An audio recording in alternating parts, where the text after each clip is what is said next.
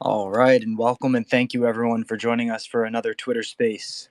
Today is July 6th, 2022, and this is episode 2 of the ledgerscale Internet of Value Focus Topic Space. Now, I just want to talk about ledgerscale and explain that we were founded with two goals in mind. One, we want to provide educational services to not only our community, but to scale up the number of brains that understand how distributed ledger technology works. And two, we intend to one day run hardware to provide infrastructural support to the distributed ledger technology networks that we believe are ESG friendly and running a form of decentralized consensus. We host these spaces Monday, Tuesday, Thursday, and Friday, starting at 3:30 Eastern Standard Time, and we typically keep them for around 2 hours. And on Wednesday, we host a specific on topic from 5 to 6 Eastern Standard Time. And if you could give us a follow and subscribe to us on YouTube, we stream these spaces directly from Twitter to YouTube daily. So we're here to engage the community. So please, if anybody has a question when we get to that portion of today's chat, please just raise your hand. If you're curious about something, I'm sure somebody else is probably curious about the same thing. And while the first part of this is not going to be an open forum, there will be room for questions toward the end. And so please speak up. That's what we're here to do. And welcome to the space. Death, you want to introduce the Yeah, guys today? I just want to say thank you for the speakers for coming on today, right off the bat, because I really like what they're doing. The topic for today, obviously, derivatives innovation. And we have with us Steven Hertzberg, who is one of the co-founders. He was also an aerospace engineer who started his career in the Department of Defense, designing cutting-edge human-machine interfaces, and he has over 20 years of startup experience. And then, of course, he has with him Peter Harrington, who's Harrigan, sorry if I messed that up, co-founder, who is a derivatives trader with over 20 years of experience. He worked at places like the Bank of America, CME, PCX, and he is also co-founder of the Sentient Technologies and an investor of the early days Ethereum pre-sale. But if you'd like to, oh, sorry, Karma, go ahead. No, I was just going to say, well, you can finish up. No, go ahead. I was just going to say, I've known these guys for a few years.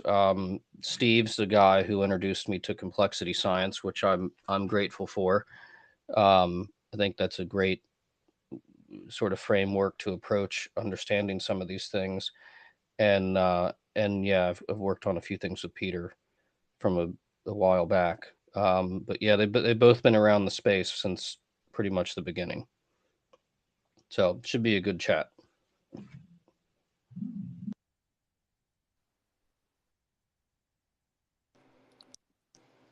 Yeah.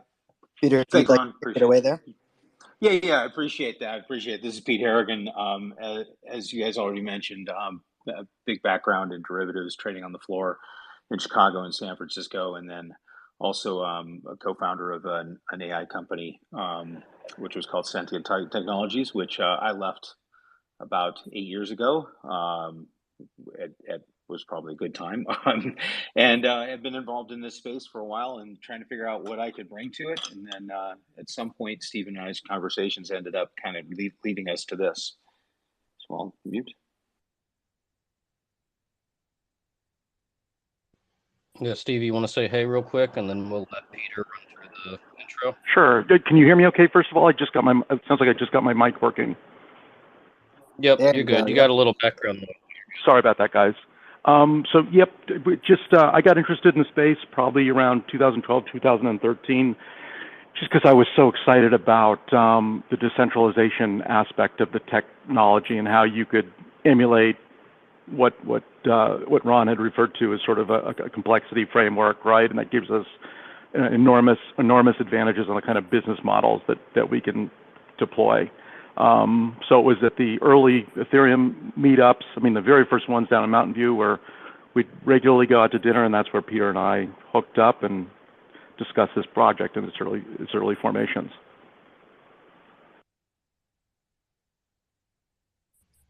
Cool. Peter, do you want to run into the just kind of explaining the overview, or? Yeah, sure, absolutely. So there's two links. I mean, there's definitely a link to a demo video, which I'm going to refer to again in a moment, but you guys can see in the space. And then also just in terms of actually what we're doing, and I think the best way for me to do that is just kind of describe what we have. Sort of describe what we have in the deck, and that the main point is if you can move a mouse, you can safely speculate on or hedge the price of an asset. We're trying to make derivatives easy the way Netflix made streaming a movie easy and Zoom made hosting a meeting really easy. The problem that we see in the derivative space has always been that it's too complicated, too risky, and also too limited. They're usually very highly leveraged, and often derivatives are frequently liquidated. Sometimes they add to people's risk when they try to put a hedge on. The jargon is very intense and it's very difficult to understand. That's not entirely unintended. It was one of the first things I heard in trading is someone said, "Oh, no, that's great. That's job security." But then it's also difficult and expensive to create new products and new markets for people to trade. So our solution to that is something that is, no margin calls, no unknown risk, and then no unfilled trades. So users use a simple drag and drop GUI to describe the exact outcome they want when the price of an asset moves. And every curve that they create is unique, but it's also liquid. And then trades are executed from a wallet, not from a centralized account. So trades are collateralized, so there are no margin calls or forced liquidations. Users define the risk that they want when they draw the curves, so they know exactly what they're doing. And then we get pricing from automated market makers. And then it's also very easy to create a new market on this structure. It doesn't require the same sort of centralized focus that a lot of derivatives do. In terms of users, we see this as being good for hedgers. They simply draw a curve describing the compensation they need if the price of an asset moves. You can be drawing a line that goes up and to the left. So if the price is going down, you're making money. And for investors or speculators, they can describe whatever graphical payout they want. And then liquidity providers can actually get involved in the AMM that provides liquidity to this. The main benefits we see is it's derivatives trading so simple anyone can do it. There are no margin calls, and again, no forced liquidations. I kind of bring that point up a lot, but because it gets missed. And every trade you do, the exact risk is always known and fixed. So that's one of the main benefits. The space is obviously huge. The derivative space is like $600 trillion in actual outstanding positions. Like a few years ago, there was about 3 trillion in crypto derivatives trading daily, although that number is probably a little lower since the price of everything's gone down. And then there are a lot of new markets in the developing world. We think agricultural products and industrial products that don't have good markets, and we don't really know what the size of that'll be. And then finally, I think there's a huge difference in the way this looks and behaves. And I could spend a lot of time describing it, but ultimately, it makes more sense for people to go to the demo and watch that. They say a picture's worth 1,000 words, so I'm not going to try to give you 1,000 words describing it. I'll just let you guys go and look at the demo. But ultimately, what you're doing here is you're trading outcomes, not instruments, and that's the goal of what we're trying to do. Yeah, I think it's really cool. It's really one of the only derivatives innovations that I've seen that I think is actually doing something new. And for folks that, just to kind of repeat Peter's point there, the picture, check out the videos up top. They're only like 2 minutes each, but you can see the curve, and it's a risk curve, right? And you can see like what your exposures are and everything. It's really, there's a lot under the hood, but it's made quite simple. So I was going to comment the same thing. I like the simplicity behind what you're doing and how almost obvious you make everything that you do. So I do also agree with Karma. I encourage everybody to go up top, and if you could watch the videos, if you could also give the tweet the space to retweet at the bottom right, you click that little plus sign. It just brings more awareness to the space so we could bring some more people, because I really do I like what Peter and Steve are doing, and I think we should definitely bring more awareness to them and their project. Um, but so my question always though, and if you would like to, explain, Peter, what makes you guys, or why did you build this in the end of the day? Yeah, I mean, the thing is that, we think that the derivative space has always had the potential to bring a lot of benefit in terms of people sort of transferring risk, but it does need to be easier to use, and it needs to be safer, and it needs to be able to reach areas in the world that it's not reaching right now. And if you look at what's happening, a lot of it is in the financial space. If you look at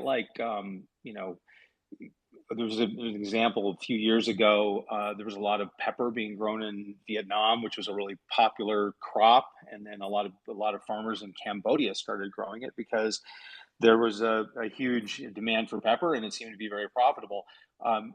There was no kind of price feedback for the people in this situation. There was no way they could hedge their risk, and so as all of this capacity came online, eventually you had a price crash.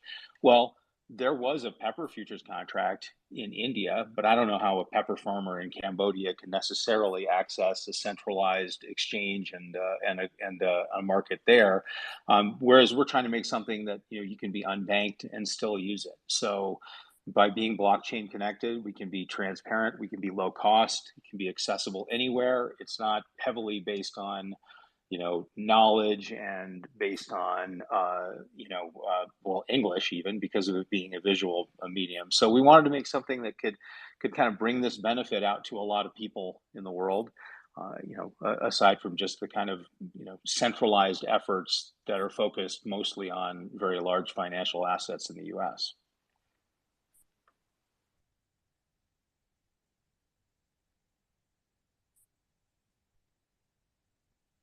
Wow, that is incredible, and I really find that story about the pepper farmers so interesting. I've never heard anything like that before. Yeah, Well, I mean, there's been a lot of World Bank research on the need for derivatives markets in the developing world, and there hasn't been a lot of answers to that yet. And I certainly think that just as in the developing world, cell phones leapfrogged over landlines for voice communication, I'm hoping that we're going to have something here that can leapfrog over the sort of standard centralized approach to this. it's not even really far off from where the derivatives market started with. That's why it's in Chicago. You worked there, but it was started with all the cattle and wheat and agriculture farmers in the Midwest, and they needed access to the New York market, and they got that through the Chicago exchange. But the initially that exchange didn't exist, right? Peter, you probably know better than I do, but the the the farmers could grow and spend a whole season's worth of work and effort and investment, and then if the prices crash, they're screwed, right? And You know so the that whole point is to lock in a price so that I know, like, if I'm a farmer and I grow all this wheat, it's going to be worth my time, like, for sure. Yeah, no, that's absolutely correct. Those markets did start in Chicago for a reason. There was a lot of agricultural business in the U.S. Midwest, and there was a lot of need for people to, you had a farmer on one end who needed to lock in the price where he'd sell, and then you had big, conglomerates who were actually buying these products because they were going to turn and sell some other further downstream product. And that's absolutely right. That's how it got its start, and there weren't even kind of financial derivatives until the 70s when they came up with the currency derivatives, and then the interest rate product derivatives, and then finally the equity derivatives. I So was going that to that say was the the history. ETFs and stuff. Well, yeah, I mean, and ETFs are interesting too, right? Because it's sort of a quasi derivative, but it has a kind of a limited loss for the user, but then obviously considerably more limited leverage. Um, but I mean, what's interesting is what you see is that it really went off into the financial space, and there's less use in the actual physical products, and there's less use in agriculture than there is in the financial area. So, and I think a lot of that has to do with the fact that a lot of the risk in agricultural is not linear, right? And this is part of the reason that we designed this as we did, where you can create whatever curve you want that may not be a strict line like a futures product or something like that. So you can create whatever matches your exact risk. Well, so one of the things that I find actually really interesting um, about what you guys are doing is, I've got my own kind of derivatives. I'll call it an innovation, but it's basically just a way to recreate the way puts and calls work on the XRP ledger. But what you guys are doing is totally different, and that's kind of one of my biggest curiosities. Do you want to talk about how like that works at all, or Yeah, maybe not so absolutely. much? Or No, it's a great question. Yeah, we really didn't want people to have to know what puts are or what calls are. Puts always confuse people because you're buying a thing that makes money when the price goes down. But I'm sure everyone listening understands that stuff. But there's a lot of people out there who don't. Yeah, we wanted to take it, and again, as if you look at the demo, you're really just, along the bottom line on the x-axis, you've got the price of the underlying, and on the y-axis is how much you're willing to make or lose. And so we wanted to take all the complexity of that out. You're just trading an outcome. You're designing an outcome or a set of outcomes that can occur at maturity, assuming you hold the trade to maturity, which you might not. But you can hold you design that curve, and you lock in that outcome, right? So it takes it away from all those different instruments, and really don't have to think about those instruments. Yeah, but we're trying to create something that's fundamentally different, and that again, simple enough, anyone could use it, and safe enough as well.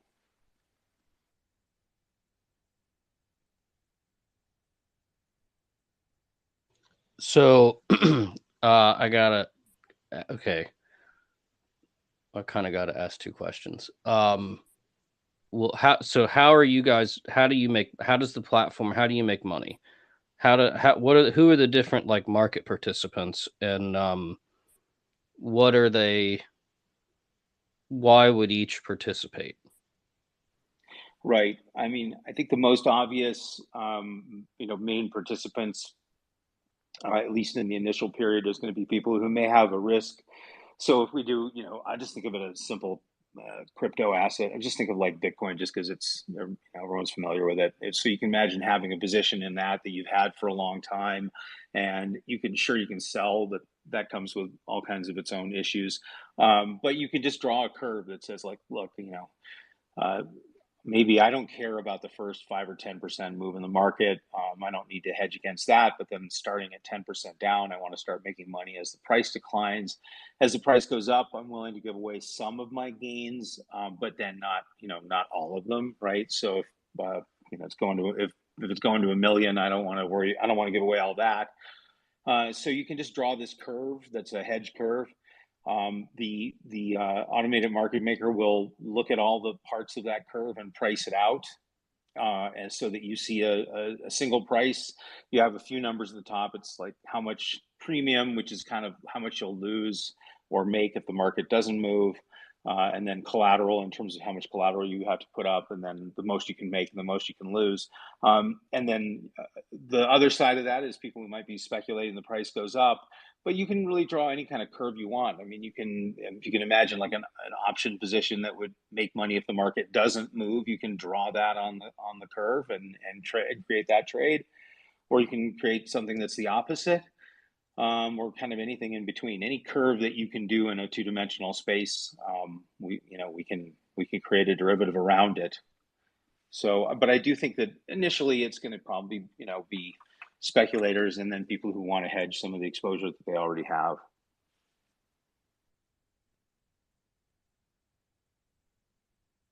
And then I think I didn't answer the other part of your question, which is how we make money. The the usual way that derivatives market make money is they either charge a commission, or they sell the data. So I think from our standpoint, we're going to try to build the market without adding any kind of fees. We are going to issue a token which you will need to own to gain access to the protocol. We need to see that you actually have it. and the foundation could potentially license the protocol in regulated markets through some person who's got the regulated status to do that. And again, there may be some opportunities in terms of monetizing the data in the future, but at this point, we're mostly looking at building it, and we don't want to gum up the works. So we'll be in in no fee trading for a while. And from some of our conversations, I understand it's not, you guys really don't care what network you're actually running. Like the business methods are, it doesn't matter which network, right? That is correct. Hold on. Steve, you wanna jump in on that, or? Yeah, I would say, we deliberately designed the system to sort of be agnostic as terms of the chain is concerned, right? I don't know if it's important to us. We're gonna go whichever way the market drives us, right? So we ultimately can see us deploying on multiple different chains.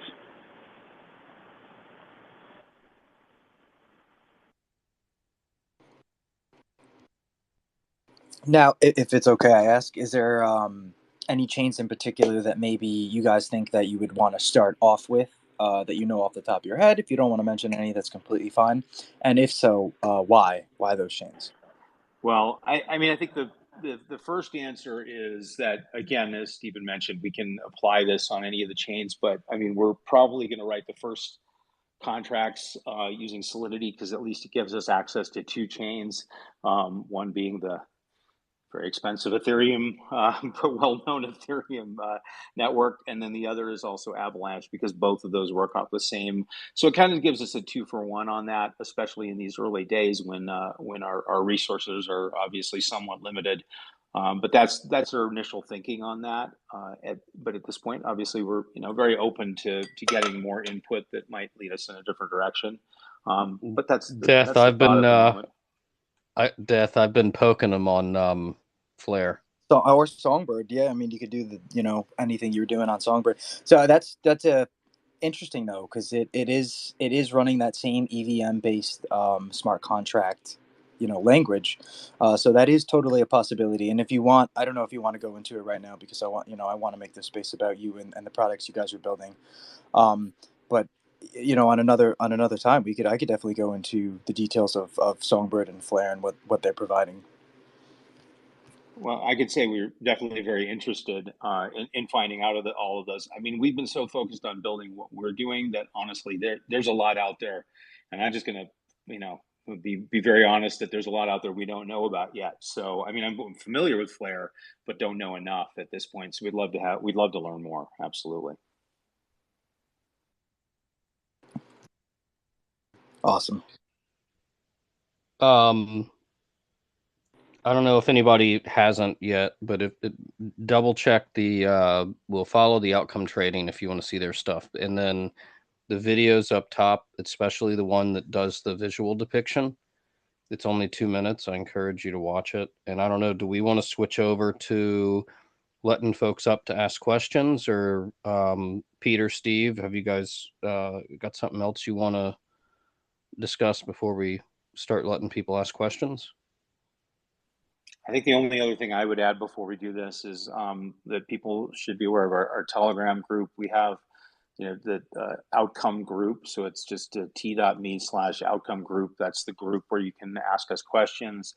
There's the outcome trading, which is just the channel, so you can just see announcements. We, very happy to have people join that and ask us anything that they're curious about.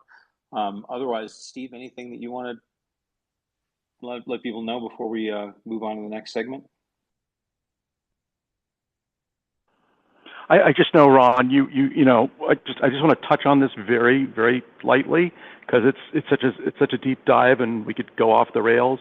And so just for the audience, Ron and I met a number of years ago on a project that he wanted to do, and the thing what was similar about both projects, both what Ron wanted to do in the insurance arena and we're doing here, is part of my background, and really what that means is that you end up designing a model or a protocol which allows the marketplace to take it anywhere it wants to go. That was really what was a key kind of sort of designing principle here. So you design it around a particular vertical, and then you allow the market to take it. So you see that in the fact that we're chain agnostic. You see that in the point that you can run virtually any index pair, any price pair on this system. There's going to be some things that we introduce down the road, but there's a tremendous amount of what we might call anti-fragility. So a lot of flexibility within the system for it to go wherever the market would like to go, and that was all done deliberately, and took a lot of time to figure out how to engineer some of that stuff into it and create this very simple front end that people now see. But the simplicity wasn't easy to come about from the back end perspective. So just when you guys are directing your questions, a lot of our answers are probably going to be kind of along the lines of, we can take this anywhere you guys want to go. And we can add on quite a bit of capability as well, depending on which way the market wants to go. And that was deliberate. Well, you know, they say when you can make something simple, that's when you really know it.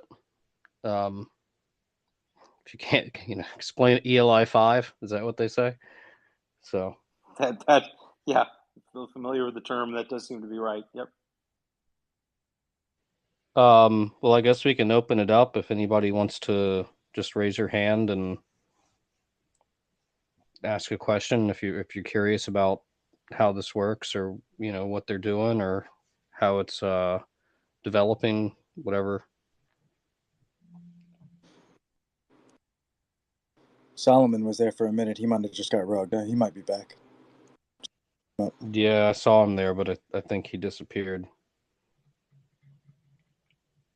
But there's several other people in here that are smart and should have a question.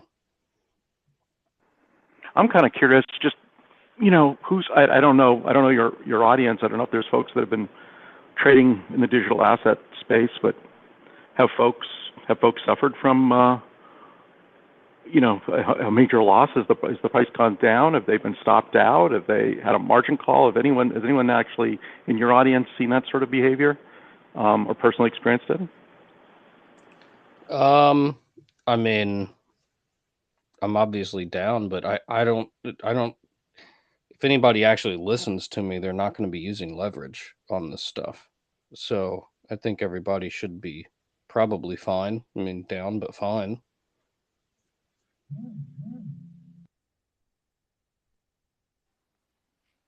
Well, I haven't obviously really had anybody in here sort of crying about. I mean, I've taken those calls when I worked at Fidelity. But no, I haven't really had anybody join in these spaces that's expressed any sort of getting hit so hard like that. No. So one thing I was wondering, are you guys making this web-based, or are you planning on making an app in the future, or if you don't want to answer the question, feel free. I know it wasn't something we talked about. I think, Pete, I think I can hit that one. So it's again going to this point of being users being able to take it anywhere they want to go. So the interface is via an API. So we've built a web front end that talks to our own API. But if somebody in the future wanted to use that API to integrate it with something else, they could certainly do so. So again, they're going to be able to take the how they interact with our system anywhere they want to go, as long as they connect with our API. Very cool. So potentially somebody could build their own app and then utilize what you're building. That was the goal, right? It's all about we're in a game of combination and recombination, right? That's the game. You want to become a component that gets recombined or built on top of. And so we built it to make that as easy as possible. So yeah, how anyone ever wants to use it, as long as it complies with our set of rules and whatever our governance allows. I think, Peter, unless I'm missing something, we're going to allow it. I think it's going to be a question of capabilities and when we can do it. I mean, yeah, it's right now we're in a phase of trying to get the word out, right? So, there's not a lot of awareness. It's a very different way of doing things, and again, so much of it is visual that I think when if people watch the demo, they get a really strong idea of this. We have talked to people in the conventional derivative space quite a bit over the years, and one of the most common comments is no one's ever seen anything quite like this, right? So it is definitely it's definitely different. And so again, yes, I mean we're very open to it being used in different ways, but right now our largest focus is getting the word out that there is something different out there that people can then try out and take a look at and start using.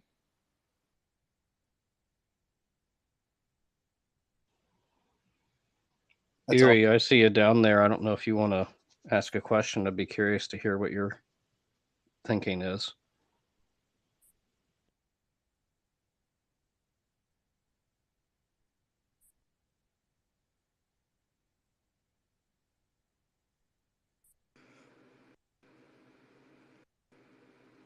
Well, if nobody wants to come up and speak for the moment, then I'll just do a little commercial. And I just would like to thank everybody who joins these spaces and comes up to speak and ask questions, because we wouldn't be doing these every day if it wasn't valuable to everybody who watches them. We host these spaces Monday, Tuesday, Thursday, and Friday, starting at 3:30 Eastern Standard Time, and we typically keep them for around 2 hours. And on Wednesday, we host a specific 5 to 6 focused topic space. All of our Twitter spaces are also streamed directly to YouTube Live. So if you could, other than following our Twitter and turning the notifications on so you know when we're live, give a subscribe to our YouTube page. Yeah, and I've said this a couple times, but we're kind of done with the intro of the project, although I can keep asking them questions for a while. But if anybody wants to raise your hand and speak up, ask a question, try and understand the project better, please do. I mean, the whole point here is to engage the community. If you guys are listening on YouTube, you can participate over at ledgerscale on YouTube or on Twitter. And it is an all volunteer effort. We're doing this as a nonprofit. So if you'd like to support our continued efforts at this point, you can donate to whatever crypto addresses are at the top of the ledgerscale account, and then we'll have other methods here soon. Yeah, as well. And Peter, if you want to, or Steve, you want to plug you guys selves in your Twitter page, please.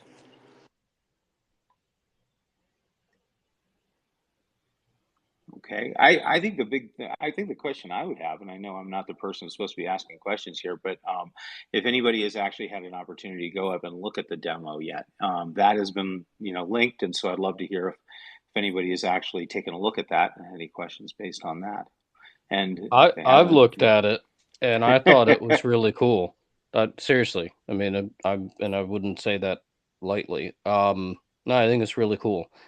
From a visual aspect, I had one question on why the curve doesn't connect in the middle, but I sort of get it from each side. So it's a good question too, though, because you're right that generally the way we started it doesn't.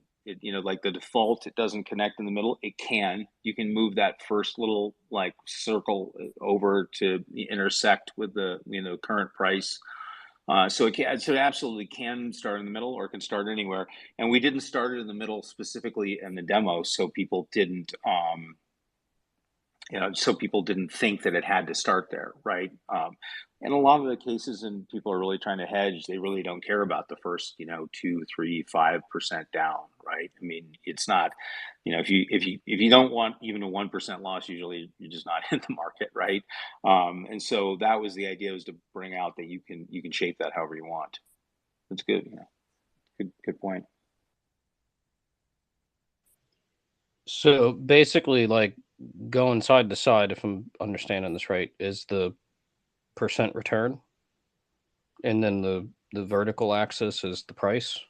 So yeah, on the bottom, it's just like on the bottom, it's just a price of an underlying asset, right? Okay, that's So the we price. usually, Yeah, so we usually go. I mean, we usually default to about a 40%, 40% range in the downside, 40% on the upside, and then on the vertical axis, it's just dollars that are people are looking to either win or lose at different prices. Obviously, everyone likes to make money, but then that ends up costing premium. And if you design something where you're willing to lose something that can sort of finance the position, you can, again, I keep harping on this, but you shape it however you want. Um, and then I think in terms of scale, the other point is there is kind of a tabular version behind it that someone could click on and type in numbers if they want to change the scale, but that's kind of in the weeds. Gotcha. Oh, I was about to say Castro came up to speak and then he disappeared. Does anybody else want to speak? I see ML down there. Oh, Castro's back. Pete, I don't know. If you guys have questions, now's the time to ask them, because I don't know how many times these guys are going to come back on here. Like, we've got to, they're getting things going.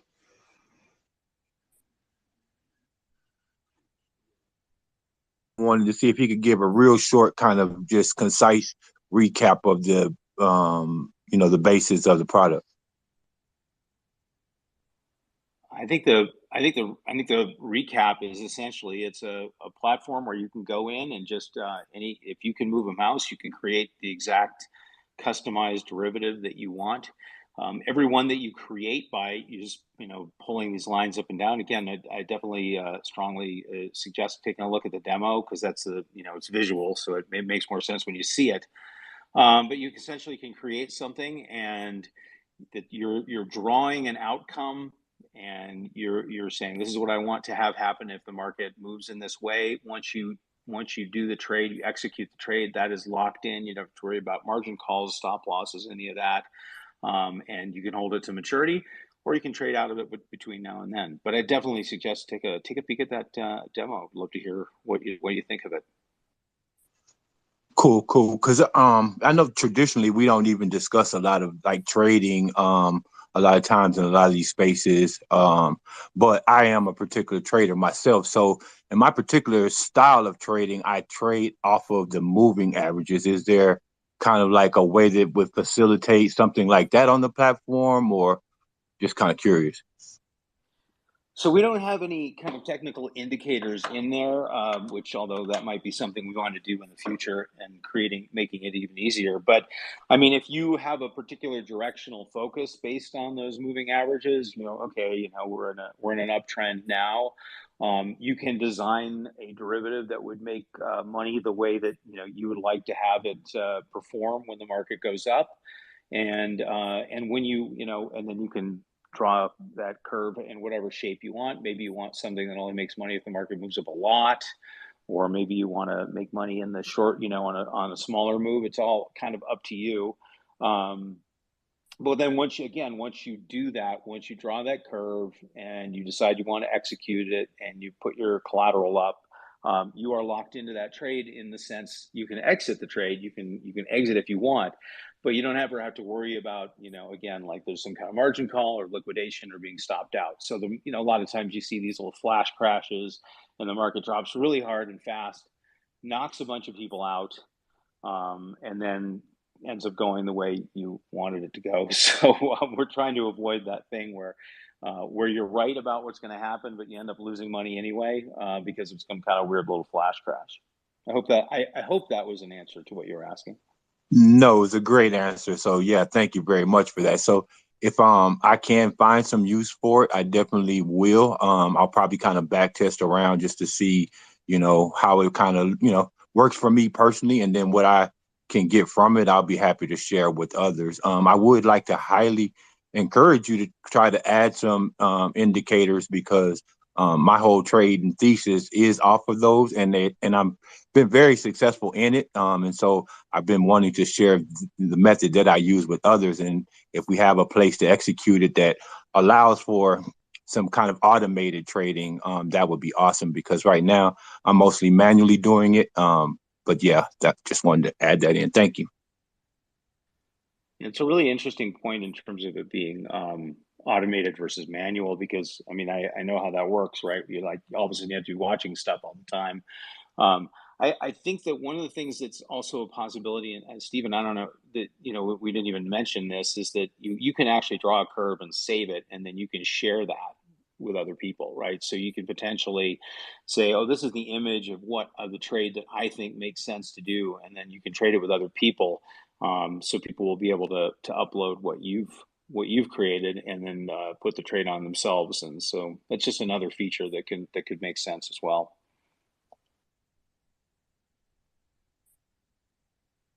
That's kind of like, oh, what's that one?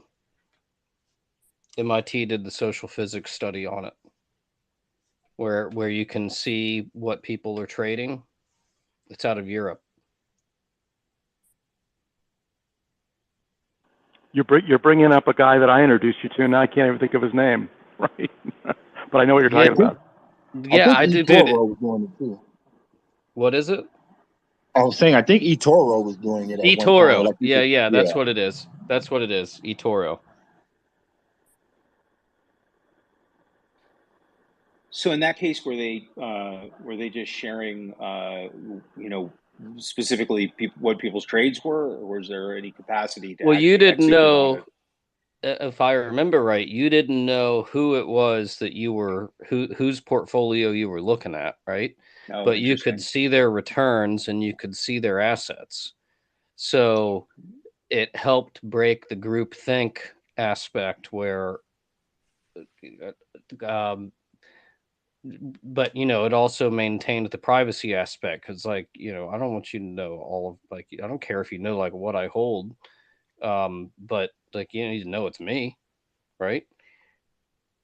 Yeah, I wouldn't want you to know my, like all the aspects of my portfolio and my net worth and everything like that. But certainly, yeah, to being able to share what your actual trades are and ideas are, that's great. We also have another speaker up with us, Crypto Spider. If you have a question or some input you'd like to put in, please feel free to speak up now. And if anybody in the audience also has any questions and would like to come up, please feel free to hit the request at the bottom left hand side of the Twitter space.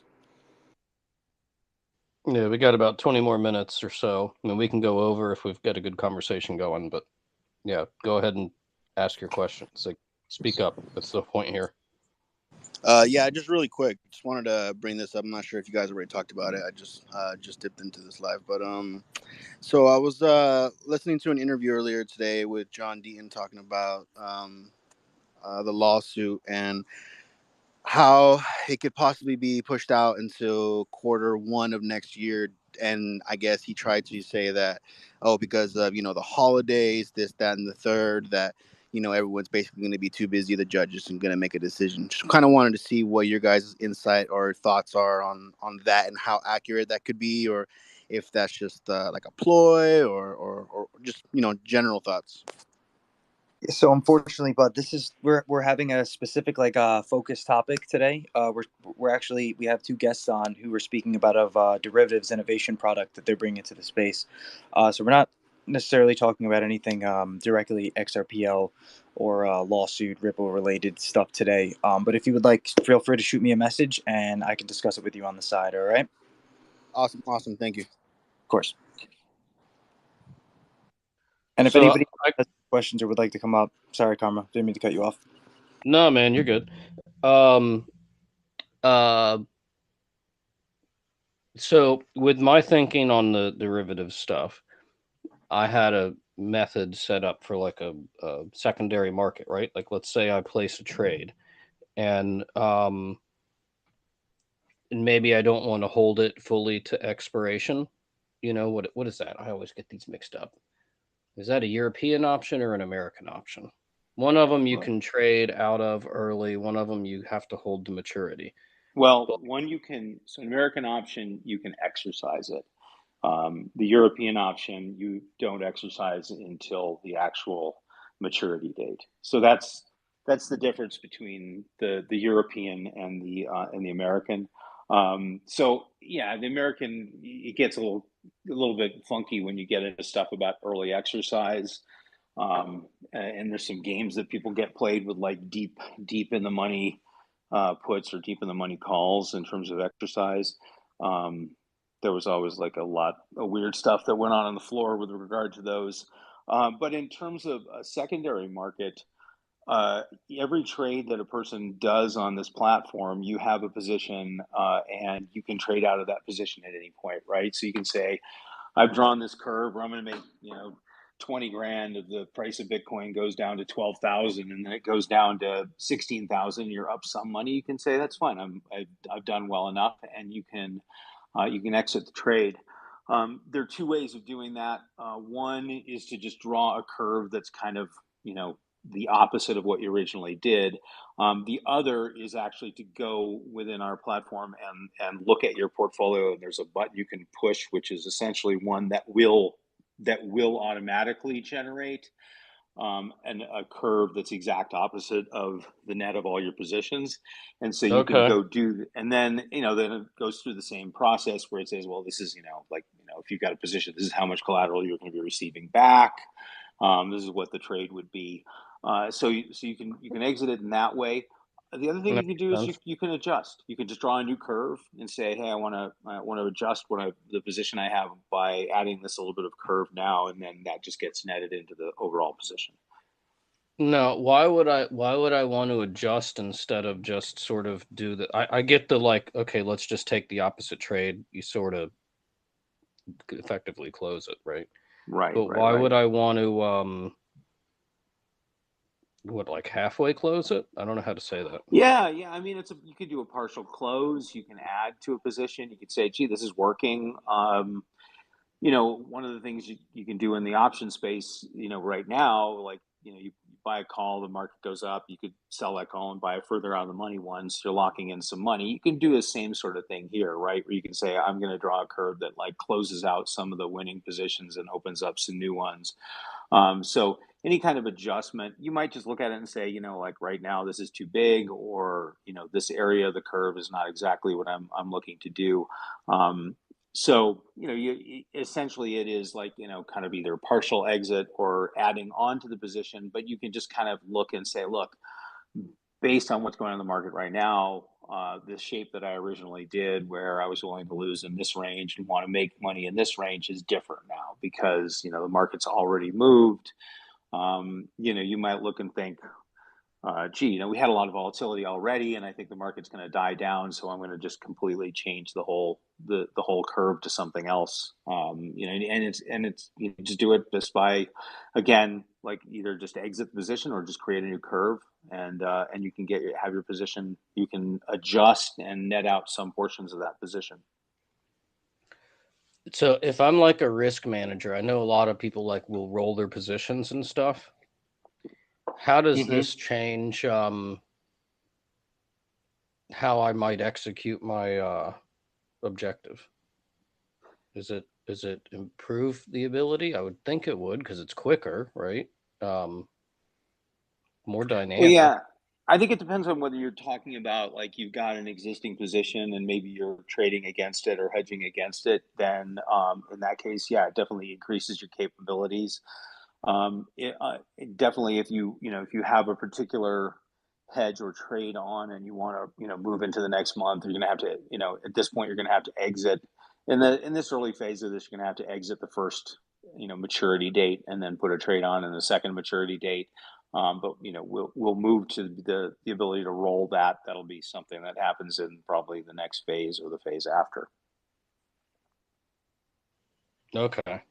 Mhm. So for the time being, it's basically just you put on a trade. If you want to roll it, you put on another trade. Yeah, that would be correct. And then also, again, if you decide that you want to exit, it's certainly very, very easy to exit the trade and it's easy to adjust the trade. It's just rolling will probably be a little bit more complicated for the next, 6 months or so until we can work out the details of that. But it's definitely, there's nothing inherent in the architecture that will cause a problem with that. There's, at this point, obviously there's not any demand to do that yet. So we'll have to, but we will definitely have to, build that in. Cool. I dude, I really think I've been very impressed with you guys' work. if anybody else, I mean, I can keep asking questions, but I don't want to. If anybody else has a question, it's the point here is to have folks in the community pop up and get a chance to ask questions themselves. Uh, so yeah, I'll give it a second, see if anybody's got something to say.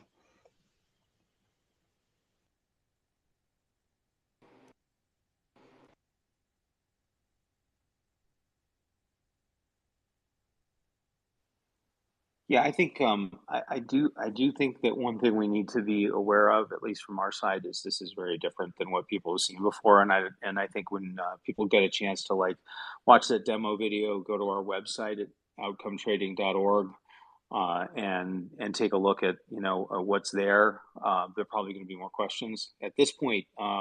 We've spent a lot of time talking about something that's visual, and I think when people see the visual, they're going to have a little bit more.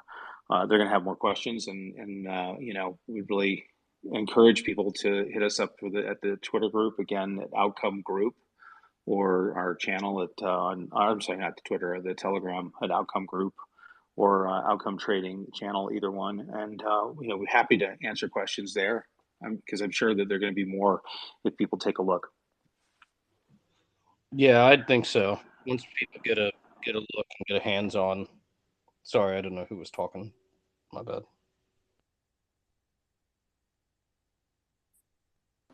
Yeah, and if hopefully somebody that watched the demo video, if you have any questions, up at the top, I posted a couple videos that I've pinned, and one of them is the demo video of their product. If anybody gave it a watch, if you have any questions or anything you're wondering about it, please feel free to request to come up and speak. There's also a pretty comprehensive frequently asked questions section that we put together that's linked to from the website. So you can go through that, and that'll be quite helpful. I can say just from my own personal experience, look, I'm not a trader. I came in the financial industry cold from other industries, and I've learned from Peter over the years about derivative trading. But what was interesting here is when we had some of the first models of this built, and I was the one tasked to create some of the initial demo videos. This is going back to an earlier version. It was really my first hands-on with building these trades. And what I found really within about 15 minutes, I mean, I got to be honest, I didn't understand all of the various variable inputs that I was putting into a trade.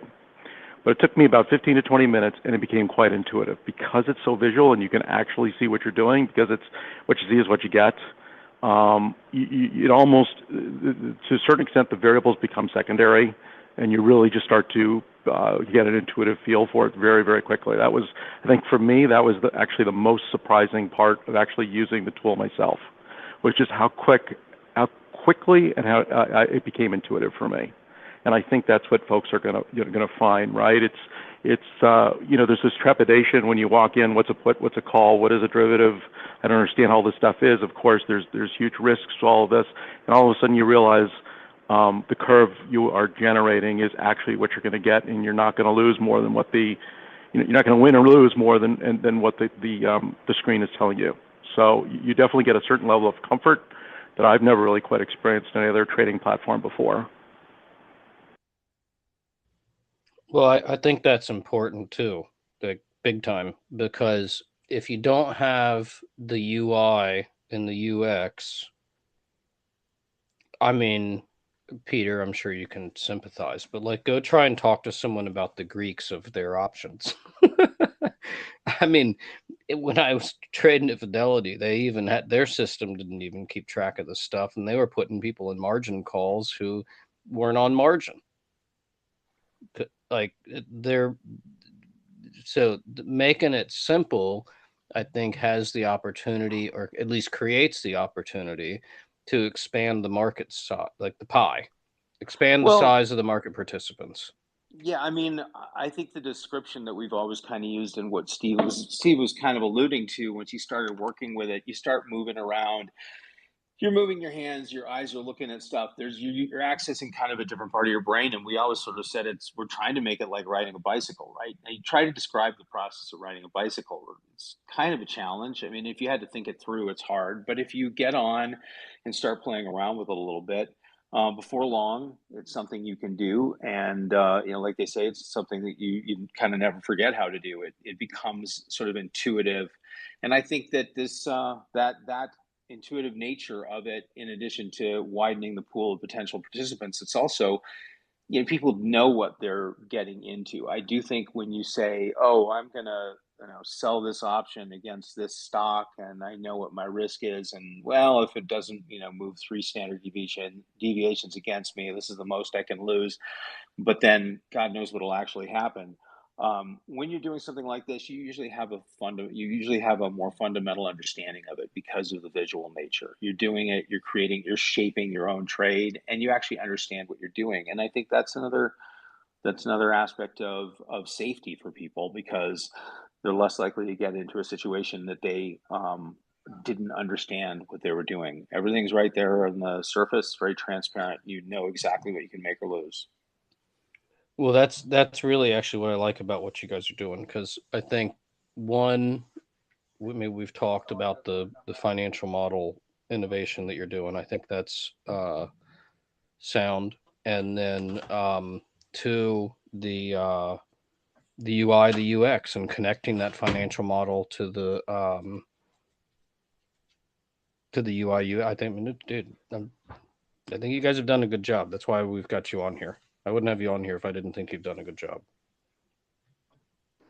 Yeah, not only a good job, but an innovation, right? Something created new that doesn't exist, and that's going to benefit the small guy.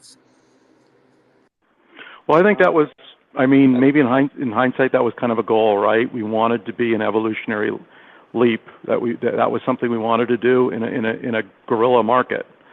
Well, we'll see. The jury's still out. We'll see what happens. But that's been a goal, right? To create an evolutionary leap in derivatives. All right, Steve, I got it. I gotta ping you a little bit.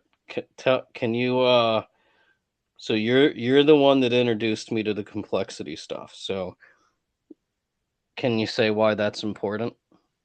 Because it helps you. So I'll try and keep it as high level and simple as possible. It gives you an understanding of sort of meta systems, right? So a really big picture vision, and it allows you to understand how to create business models where you don't know what's going to happen. You're not in a perfect world. You're not in these sort of linear systems where A equals B plus C, right? You don't know where things are going to go. We're going to have an explosion of digital assets. We don't know where they're going to go. We don't know how people are going to use this. How do you create a model that can accommodate all of this, flexibility? How do you do that and not end up in a chaotic situation? That's kind of what it allows you to do. It doesn't give you a perfect roadmap, but it kind of gives you sort of the tools to figure out there's some certain levers that I've got to add here that people can pull or push. There's certain boundaries that I've got to create. So it gives you a framework for how to create kind of a different sort of business model. And then blockchain what was so exciting about blockchain gives you kind of the technology to do this. So you put the two together and you can create really, really powerful business models, which you and I discussed at length around insurance a while ago. And we're starting to see some things like that happen. There's not that many that we're seeing. Most folks, unfortunately, are just replicating existing business models on a new technology. I'd like to see more folks actually reinvent the models themselves. And so it gives people a framework. Unfortunately, they don't really teach this stuff in engineering school or business school, right? It's the kind of stuff you got to be a little bit weird and go out and learn it yourself. No, I couldn't agree more. I mean, I've said, I don't know how many times, the most dangerous type of innovation is business model innovation. And actually, one of the things that I think is cool about what you guys are doing is I see some business model innovation that I've never seen in the derivatives market. I mean, the derivatives work I did was a recreation of the existing methods, right? What you guys are doing is a little different than that. That's what's fun. Yeah, I think for me, what's probably been most encouraging and most disappointing all at the same time is we see so much regurgitation of existing business models across the new financial technology space, right? But we are, again, like I said, we are starting to see a few people break out with some new stuff. I mean, I'll bring up one model that we're really impressed with, and we have followed is Uniswap, right? I mean, that was just an individual who basically built it on blood, sweat, and tears, not with a lot of cash. And he's done a fantastic job, and that was a huge innovation. Just blockchain was a huge innovation. So we are seeing those, but they're slow in coming.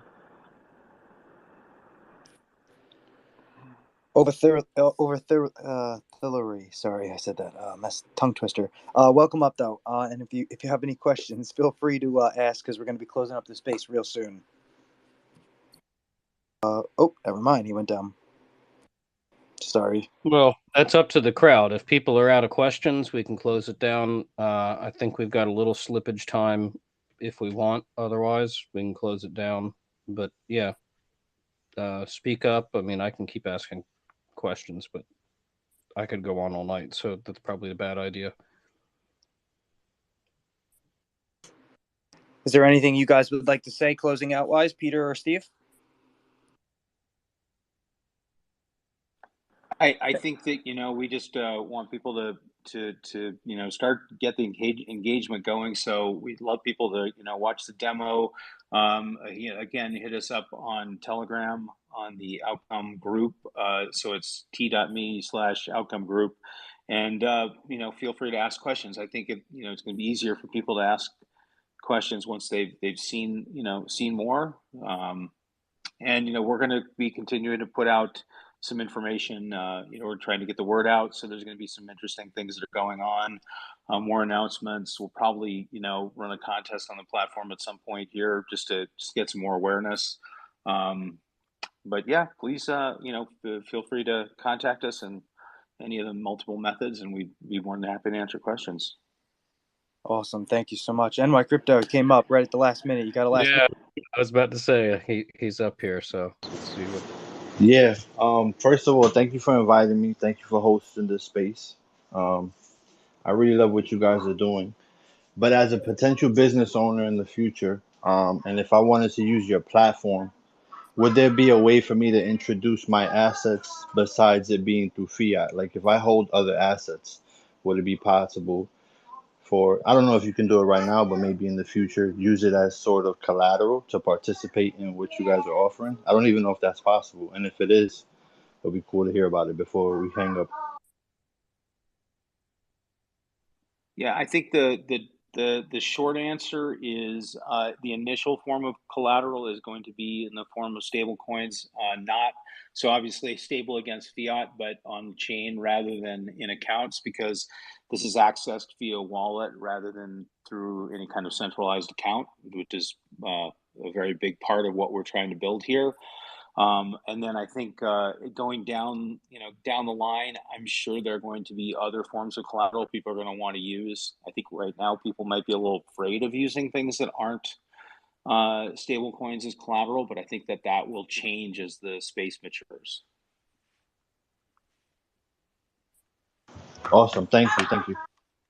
Yeah, no, thanks. Good question. Thanks. Yep. Thank you for coming up and asking that NY Crypto. Is there anybody else who has any last minute questions? Anybody who'd like to hit the request bottom left of the screen? Feel free to come up. If not, I think we're going to close out the space. I'm surprised Mel hasn't said anything, or Pete.